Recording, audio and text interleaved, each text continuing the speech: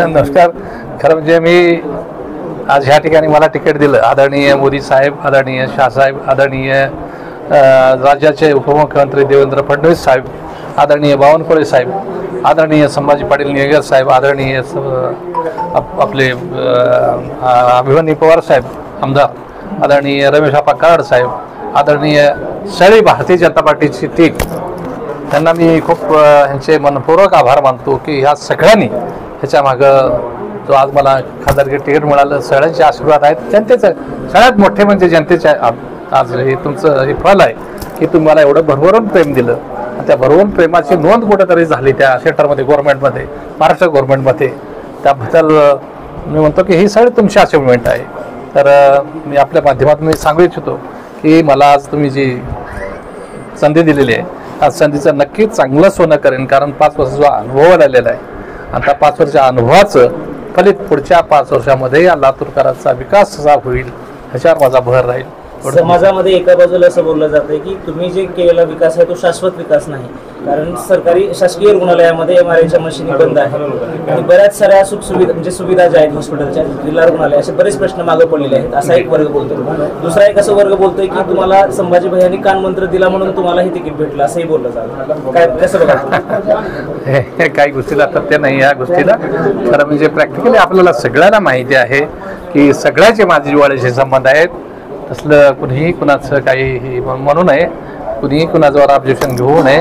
कारण सगळ्यांचे, आदरणीय फडणवीस साहेबांचे, आदरणीय मोदी साहेबांचे, आदरणीय शहासाहेबांचे, आदरणीय बावनकुळे साहेबांचे मी खूप आभार मानतो. या ठिकाणी लातूरला जिल्हा रुग्णालय नाही सांगतो मी तुम्हाला की ह्यांचे खूप आभार मानतो की मला परत संधी दिलेली आहे की तुम्हीच लातूरलाचा विकास करू शकता, तुम्हीच लातूरगांचे प्रश्न मांडू शकता. त्या भावनेतून मला तिचे तिकीट मिळालं. ते तुमची जनभावना होती, सगळ्याची जनभावना होती, म्हणून आज मला तिकीट दिलं. नक्कीच आपण जे काय आपले प्रश्न आहेत नक्की मी ह्या ठिकाणी सोडेन, एवढंच ह्या ठिकाणी सांगतो. परत आपला प्रश्न आहे मराठवाड्यातील लातूरचा हा पाणी प्रश्न आपण कसं बघणार? पाणी प्रश्नाचा खरं म्हणजे मुद्दा आपला कळीचा मुद्दा आहे. पहिल्यापासून पाणी प्रश्न आपण अकमित जवळजवळ आपण पावसाच्या पाण्यावर अवलंबून आहोत, बरोबर माहिती आहे आपल्याला.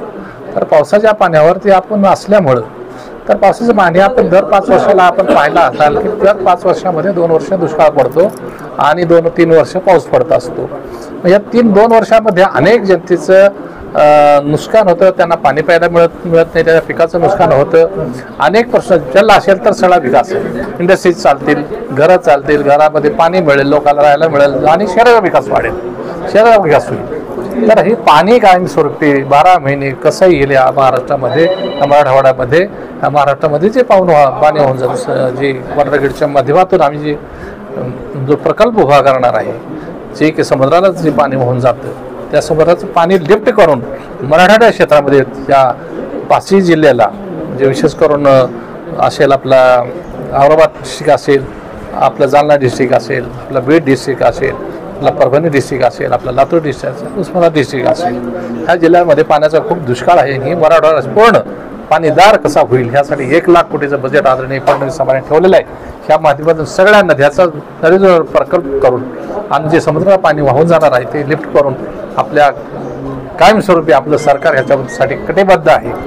आणि हे नक्कीच पुढच्या 5 वर्षामध्ये ह्याच्यावर नक्कीच जसं रोडचे आज कामं झालेत तसे आज तुम्ही जिकडे जिकडे रोड पाहता एक दिवस तुम्ही असं बघाल की जिकडे तिकडे असे कॅनल जे कॅनल दिसेल. एक काळ असाही ह्या भारत देशामध्ये कुठेही जाल तर कुठेतरी असे जसे रोड पाहता तसे पाण्याचे कॅनल भरून जात असलेले असे दिसतील. एवढंच मी ह्या ठिकाणी. शेवटचा प्रश्न असा आहे की आपण विकासाचे काय काय मुद्दे नवीन या ह्याच्यामध्ये घेऊन उभारणार? मेन विकासाचे मुद्दे हेच आहेत की जे हवं आहे ते मला जे लातूरला जे कमी आहे ते मला पहिले लातूरला प्रोव्हाइड द्यायचे. ते लातूरचे मेन प्रश्न आहेत. जिल्हा रुग्णालय झालं पाहिजे का, झालं पाहिजे, पाण्याचा प्रश्न मिटला पाहिजे का, मिटला पाहिजे. लोकांना इथं आपली मुलं शिकतात आणि ते बाहेरगावी नोकरीला जातात. ते बाहेरगावी ह्या लोकांना इथंच ह्या जिल्ह्यामध्ये कशी मुलांना इथं नोकरी मिळेल, त्या जिल्ह्यामध्ये नवीन कारखाने कशी येतील, त्या जिल्ह्यामध्ये नोकरदारांना कसे आपल्या मुलांना इथंच स्वरोजगार कसा उभा राहील, त्यासाठी माझा पहिला प्रयत्न आहे. 5 वर्षभर आपण काम करणार आहोत त्याच्याबद्दल काही शंका नाही. पण सर्वप्रथम तुमचं अभिनंदन, तुम्हाला भारतीय जनता पक्षाकडून मिळालं. दुसऱ्यांदा आणि तुम्हाला शुभेच्छा पण तुम्हाला असं वाटतं का म्हणजे तिकीट मिळवण्यामध्ये काही स्पर्धा होती असं वाटतं तुम्हाला? हे बघा, भारतीय जनता पार्टीमध्ये असेल कुठल्याही पक्षामध्ये असेल, तिकीट मागायला संविधानानं सगळ्याला अधिकार दिलेला आहे आणि तिकीट कोणीही मागू शकतं, कारण भारतीय संविधानाने तो अधिकार दिलेला आहे. तिकीट मागायची सगळ्याला अधिकार असल्यामुळं तिकीट कुणीही मागू शकतो, पण व्यवस्थित जो क्वालिफाय असेल त्याला सगळ्या गोष्टी लागतात. त्याच्यामध्ये पक्षाला माहीत असतं कोणाला तिकीट द्यायचं, कोणाला नाही द्यायचं, जो कोण काम करणार आहे त्याला.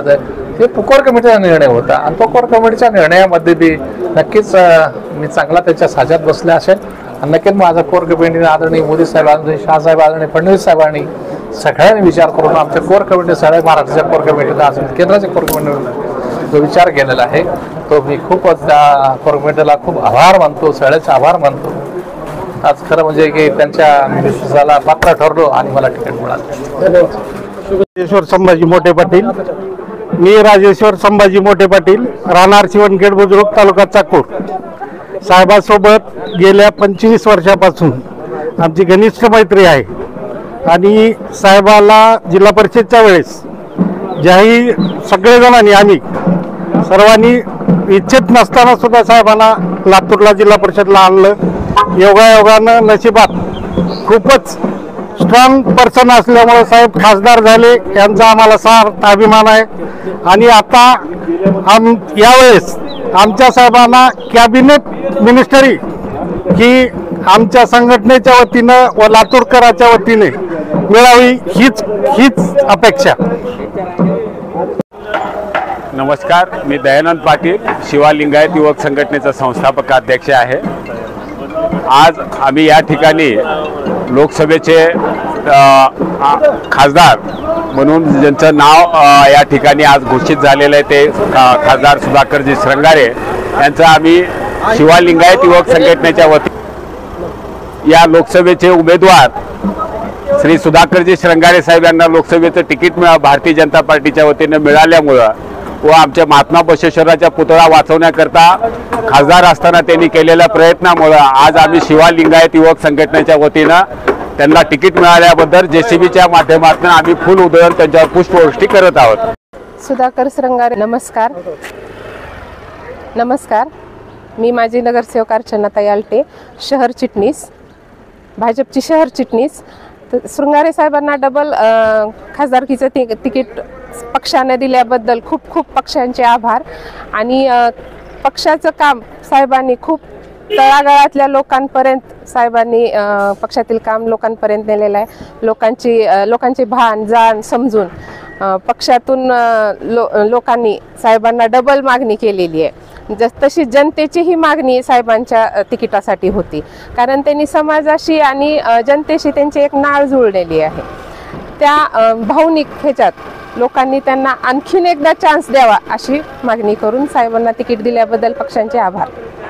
मी बसवराज रोडगे, भारतीय जनता पार्टीचा जिल्हा सरचिटणीस या नात्यानं मी सांगू इच्छितो की केंद्रीय नेतृत्व श्री नरेंद्रभाई मोदी साहेब, JP नड्डा साहेब, अमित शहा, देवेंद्रजी बावनकुळे साहेब आणि सर्व जे शीर्ष नेतृत्व आहेत त्या सर्वांनी आणि जिल्ह्यातल्या नेत्यांनी परत एक वेळेस श्रंगारे साहेबावर त्यांच्या कार्याची पावती म्हणून त्यांच्यावर विश्वास ठेवून तिकीट दिलेलं आहे. खरं तर ते एक राजकारणातील संत असल्यासारखे आहेत.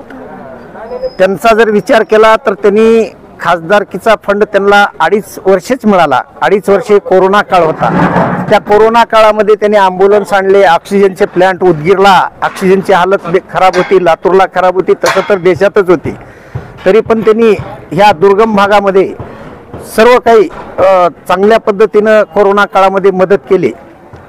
त्याच्यानंतर त्यांचं एक नशीब असं आहे की त्यांच्या कार्यकालामध्ये CAA 370 झालं, 3 तलाक सारखे अग्रगण्य असे जे की असाध्य असे प्रश्न होते ते साध्य केले. आणि विशेष म्हणजे ते त्यांचं भाग्य आमचं भाग्य. त्या व्यक्तीनं जसं मतदारसंघात कार्यकर्त्यावर प्रेम केले तसंच नेत्यावरही प्रेम केलेलं एक उदंड असं व्यक्तिमत्व असल्यामुळं त्यांना हे तिकीट मिळालेलं आहे. तिकीट मिळाल्याबद्दल साहेबाचं अभिनंदन आणि शीर्ष नेतृत्वाचा आभार व्यक्त करतो. जय हिंद, जय भारत. नमस्कार, मी अमोल निडवले, भारतीय जनता युवा मोर्चाचा लातूर जिल्ह्याचा अध्यक्ष या नात्याने खऱ्या अर्थानं भारतीय जनता पक्षाच्या केंद्रीय नेतृत्वांचे आदरणीय मोदीजी असतील, आदरणीय शहाजी असतील, आदरणीय नड्डाजी असतील, त्यासोबतच राज्य पातळीवरचे नेतृत्व आदरणीय फडणवीस साहेब असतील, त्यासोबत बावनकुळे साहेब असतील आणि राज्यातील सर्व प्रमुख नेत्यांची या ठिकाणी मनापासून आभारी आहे. खऱ्या अर्थाने एका चांगल्या कार्यकर्त्याला न्याय देण्याचं काम त्यांनी केलं. भारतीय जनता पार्टीची उमेदवारी लातूर लोकसभेची खऱ्या अर्थानं सुधाकररावजी श्रंगारे साहेब या चांगल्या अशा कार्यकर्त्यांना या ठिकाणी देण्यात आली. या बाबतीत सर्व नेत्यांचा मी आभार व्यक्त करतो. खऱ्या अर्थानं भारतीय जनता पार्टी या ठिकाणी 400 पार तर होणारच आहे. लातूरच्या विकास कामामध्ये आदरणीय श्रंगारे साहेब यांचा मोलाचा वाटा असून आणि त्यांनी महात्मा बसव सरांचा लातूर जिल्ह्यातील जो लातूर शहरामधला पुतळा आहे तो पूर्वस्थितीमध्ये त्या ठिकाणी आणण्याचं काम, त्या ठिकाणी रिंग रोडचा जो भाग आहे तो बाहेरच्या बाजूने काढण्याचं काम, असं लिंगायत समाजासाठी असं महत्त्वाचं असं महात्मा बसव सरांचा पुतळा जो आहे तो जागेवर ठेवण्याचं काम, त्यासोबतच लातूर जिल्ह्यामध्ये अनेक विकास कामं असतील, स्ट्रीट लाईनच्या माध्यमातून असेल, लातूरमध्ये दळणवळणाच्या सुविधा असतील, या सर्व माध्यमातून लोक मागच्या 5 वर्षाच्या कालखंडामध्ये सुधाकररावजी श्रंगारे साहेबांनी अतिशय भरीव असं कार्य केलेलं आहे आणि पुढील 5 वर्षामध्ये पण अतिशय चांगल्या पद्धतीनं काम करते. आम्हाला विजयाची खात्री आहे. 100% आम्ही विजय खेचून आणणार. युवा मोर्चा पूर्ण ताकदीने या निवडणुकीत उतरणार असून एक पाऊल पुढे जाऊन युवा मोर्चा या निवडणुकीमध्ये आपल्या भारतीय जनता पक्षाच्या उमेदवारांना निवडून आणण्याचं काम या ठिकाणी करेल.